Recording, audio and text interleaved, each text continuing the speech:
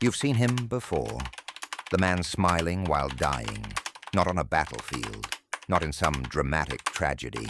No, he's right in front of you, carrying grocery bags, fixing the Wi-Fi, nodding along while a woman disrespects him in his own home.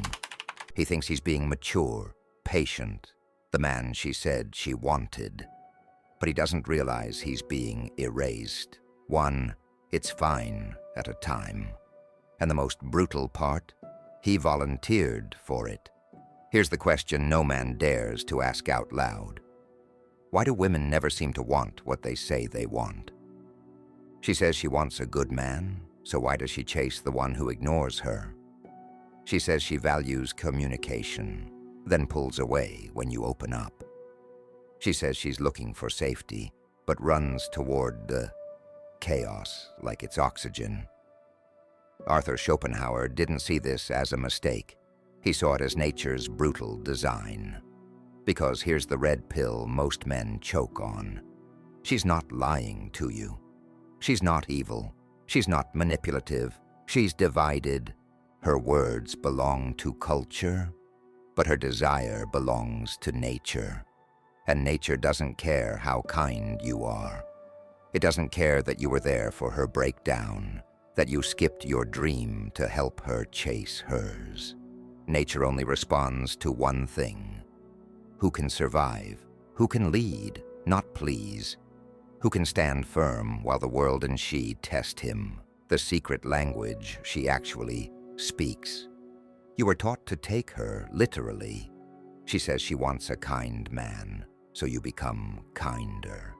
She says she wants a man who's emotionally available, so you open up like a diary with no lock. She says she's not like other women, and you believe her. But Schopenhauer knew something modern men have forgotten. What a woman says and what she responds to are two completely different languages. This isn't deception, it's biology. And biology speaks in instinct, not logic. A woman can say with complete sincerity, I want a sweet, dependable man. But that same night find herself texting the man who didn't reply for 3 days.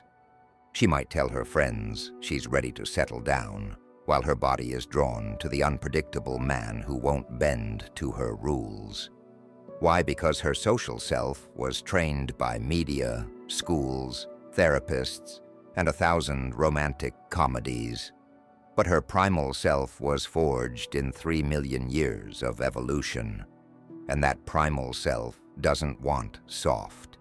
It wants safe dominance, grounded leadership, unshakable gravity. The paradox destroying modern men. When she says, I want a man who listens, she doesn't mean speak more and tell me every feeling. She means be the man who hears everything without being shaken. Be the one who doesn't flinch when I test you. When she says, I want emotional vulnerability, she doesn't mean constant access to your insecurities. She means, show me your depth, but don't drown in it. You see the problem? Most men interpret her words like a legal contract. They think, if I do exactly what she says, I'll be loved forever. Wrong. She's not giving instructions. She's expressing confusion, because even she doesn't fully understand what draws her in. Her biology bypasses her intellect. It doesn't care how many good morning texts you send. It doesn't care how much effort you make. It only asks, is this man worth admiring? Is he rooted, or is he bending to win me? And the second she senses that your entire identity revolves around her validation, her body recoils, not because she's cruel, but because nature wired her to pull away from anything that feels emotionally dependent. Why your devotion made her run. You thought devotion would make her love you more. You remembered every detail she told you. You were the shoulder she cried on. You canceled plans to be there for her. You became the man who never said no. And for a while, it worked. She smiled at your effort. She thanked you. She maybe even said, "I've never had a man like you before." But then something shifted. The energy changed. The sparkle in her eyes started fading. She stopped laughing at your jokes. She got quieter, more distant, and eventually she walked away. Here's the cold truth. Your devotion, the very thing you thought would win her, killed the polarity that kept her attracted to you. Why? Because you gave her everything too easily. No friction, no edge, no mystery. Just comfort, stability, predictability. And while she may have appreciated those things in theory, her nervous system didn't respond with desire. It responded with boredom, the two women inside her.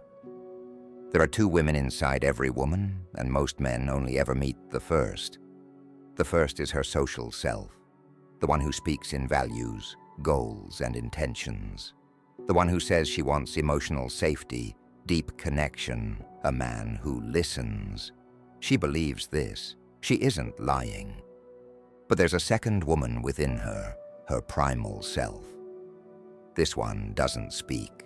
She feels. She doesn't care about your good intentions, your calm tone, or your punctuality. She cares only about who you are at your core, about the gravity in your silence, the dominance in your presence, the sharpness in your boundaries. And here's where men get destroyed. They fall in love with what she says and build themselves around it. They become her therapist, her errand boy, her emotional support animal. All the while, her primal self is slowly suffocating because that version of her was never attracted to safety. She craves polarity, fire, mystery, risk. The language she actually speaks, she doesn't speak the language of words. She speaks the language of energy.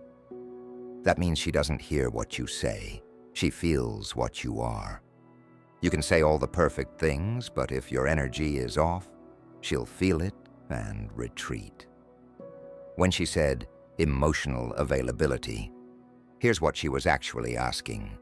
Can you feel deeply and still lead? Can you stay rooted while I'm overwhelmed? Can you let me fall apart without falling apart with me? That's emotional leadership, and very few men have it. Most men either shut down entirely or become too open, too fast, too much. Both are unattractive because both signal that you haven't tamed your own storm. What she wants, even if she can't articulate it, is a man who has felt the fire within him and can contain it. Who can be vulnerable not because he's falling apart, but because he's already healed enough to offer it, not bleed it. Why she left? She didn't leave because you weren't enough. She left because you stopped being a mountain. You became the mud beneath her feet, and no woman can desire what she walks on. Here's the paradox. The more available you became, the more invisible you became. The man she adored wasn't the one texting all day. He wasn't the one begging for clarity. He wasn't the one over-explaining, over-accommodating, over-giving. No, the man who made her melt was centered. His energy was a gravitational pull. He didn't need her love to be whole. He invited her in, but never collapsed around her. And she felt that. She felt it in the way he took up space, in the way he held eye contact without flinching, in the way he made decisions without seeking permission. He was rooted in mission, not in her approval. The return to your sovereignty. You were never supposed to be her emotional crutch. You were supposed to be her anchor, her frame of reference for what strength looks like. If you're constantly trying to fix things, explain yourself, win her love, you've already lost the polarity. You've traded admiration for access. Stop trying to be the man she tells you to be, and start becoming the man who doesn't need to be told. Lead, decide, build your code, live by it, and let her orbit something real. Because the truth is, when a man steps fully into his sovereignty, she feels it. Before you speak, before you act, before you touch her, she senses it in your being. That's what she respects. That's what reignites her admiration. That's what brings her back. Not because she owns you, but because she trusts you. And if you've lost yourself trying to keep her, it's time to walk back into your own fire. Because the man she truly desires isn't the one who bends for her, but the one who stands firm for himself.